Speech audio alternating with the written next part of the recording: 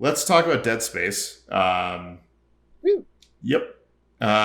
So EA's long overdue for resurrecting a lot of their actual old IPs, especially the PS3 generation IPs. There are so many games that have just been like neglected weirdly, and it's usually because they they would get an immediate, an amount of popularity behind a title. They would create a second one. People would be like, great, and then be like, well, let's produce another one the next year, and then suddenly they're milking the IP for more than it's worth, and it drains it. And so there's been a bunch of abandoned PS3, PS2 era IPs that they just haven't touched. So EA's was not at E3. EA has I think they're calling it EA Play. Is scheduled for late July. And they started teasing what they might be there. And Jeff Grubb had mentioned that uh, an old IP that's being revived is the game everybody's looking for. And then he mentions Dead, and I think the statement, and everybody goes, Dead Space confirmed. It's in the same breath of them saying they're reviving an older IP that people have been clamoring for, including us, because I think there's been more than one that we've been doing one of these, Sonic Boom Lives, and we're like, Dead Space has come back. Hint, hint. Yay, do it. Um, Yeah, yeah.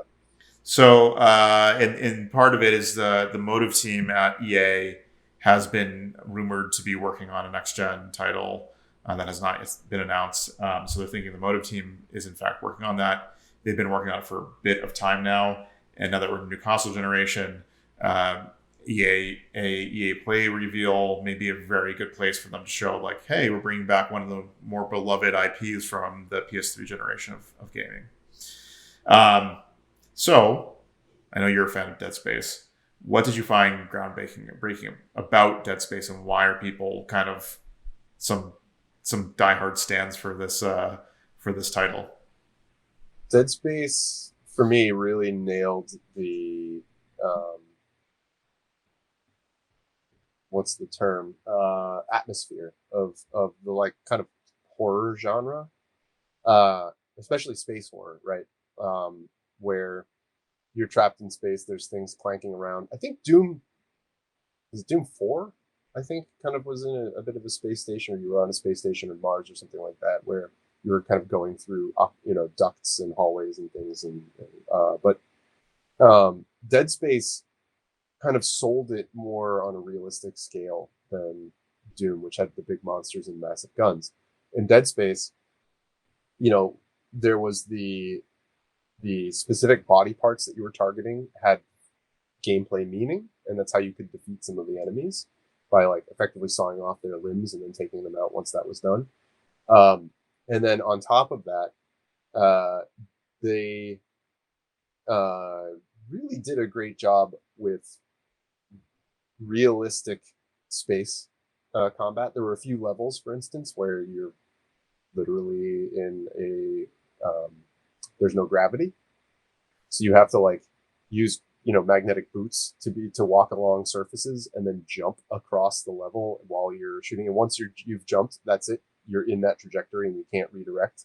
I think maybe there was a grappling hook, but regardless, you were kind of by default in this line, which when you're in space, that's what we're all taught. And they were very good about making that a fun and terrifying game space.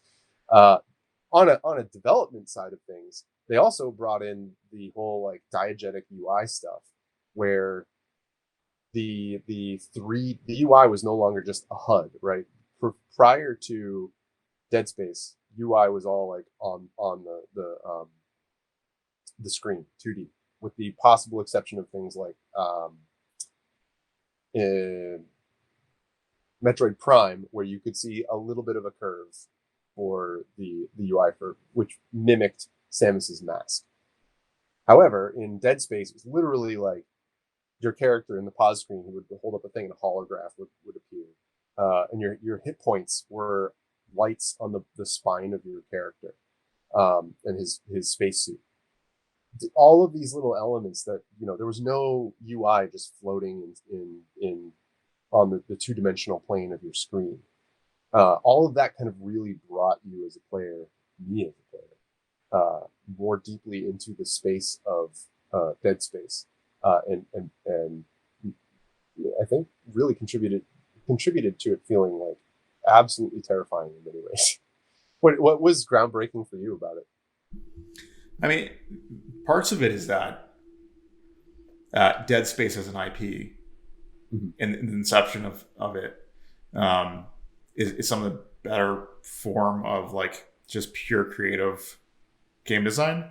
Like it was a point in time where EA, which got really shy about this later on, was letting its internal development studios sort of develop and cook up sort of like these labors of love. Like that was really like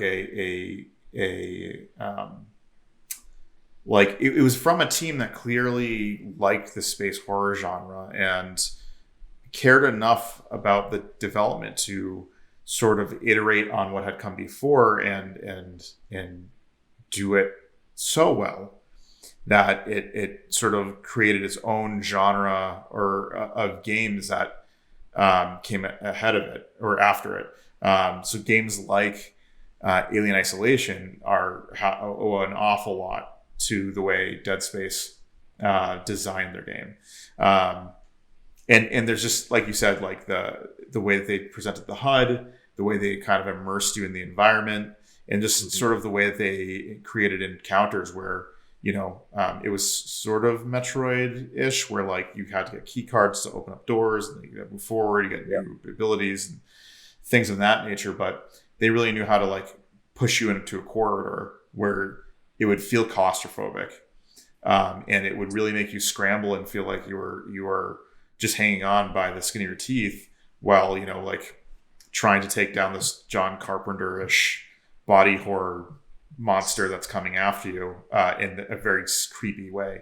And what's also interesting about it too is it came out of nowhere. Like no one was expecting Dead Space to be like a real hit. But it really took off on its own. And I think it sort of surprised EA even that like a game like this could do as well as it did. This is exciting news to me on the Dead Space side because EA kind of changed things up, I guess, with Dead Space 3. They tried a few things. And I don't know about you, I read reviews and decided it was not a game for me and I wouldn't play it. And I think maybe that happened to a lot of people. I mean, there's actually something to be said about that era. So like the PS3 generation marked a couple things. One was an excitement into like a new breed of hardware that was going to allow people to do even more things and, even further advance on the sort of what was explored in the PS2 era. But, with like better quality audio details and visual details, et cetera, et cetera. But it was before digital took off. I mean, even so much as PlayStation did not allow full title purchases on the PlayStation Store until after the PlayStation 3. Xbox might have done the same. I think you could have bought like Xbox One title or Xbox original titles, but you couldn't buy Xbox 360 titles. This was all like not part of the strategy with their digital stores.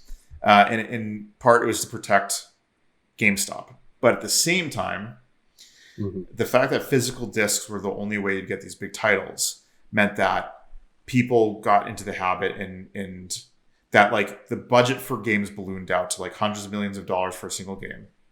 Those games would come out in a game like Dead Space was just a single player experience. After it was done, it was done. So people would buy the game, play it, sell to GameStop. GameStop would sell it back, but on that second sale, nothing would go back to the publishers. And basically, people were being able to play it for free. Well, play it by paying GameStop money. And GameStop was just hoovering up money that should have gone to developers.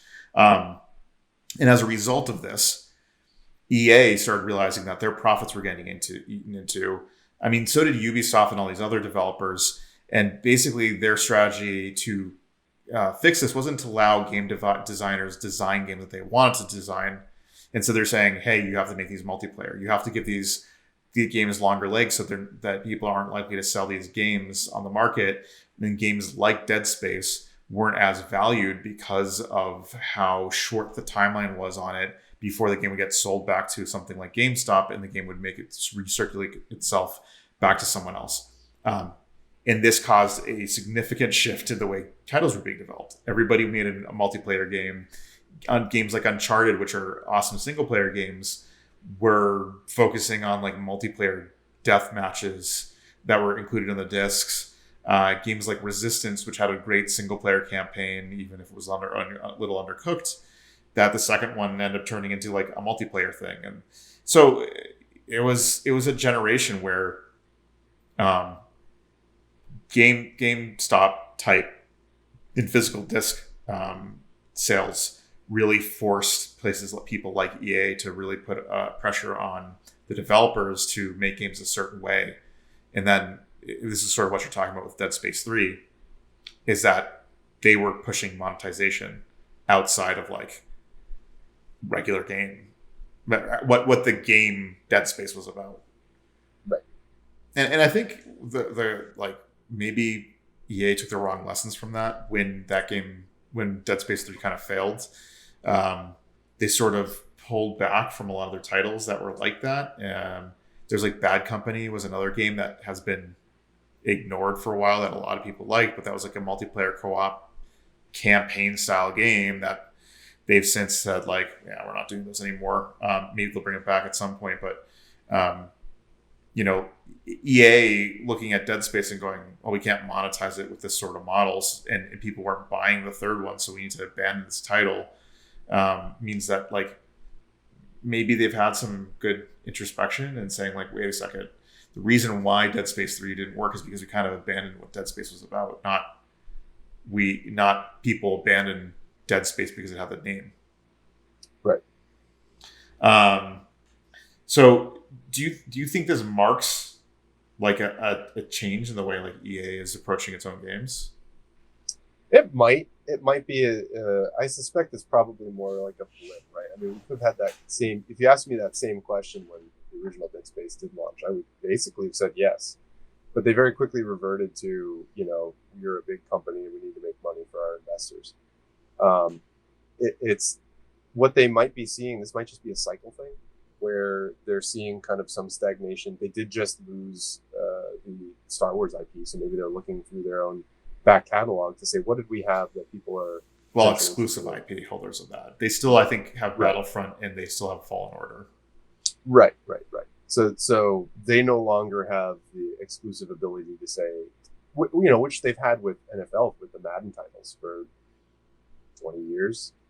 And that is just a constant revenue generator. They know, within a certain margin of error, exactly how much money they're going to make year over year, and they can budget for it. And that's good business practices. It's not necessarily great for innovation in the industry and giving players a brand new experience, but it keeps their company afloat and their investors happy. And I think that's what we might be seeing here is possibly a reaction to, okay, let's bring something out, take a little bit of a risk again. It's less risky to pull out something that a lot of players, myself included, have fond memories of, and try to revive it than it is to just do something like they did with Dead Space 1, wholly out of left field, brand new thing. So I suspect that that's kind of what it is. I don't know that we're seeing a new leaf out of EA, possibly. But my gut says no, that this is more of we're filling a hole in our, an anticipated hole in our future lineup.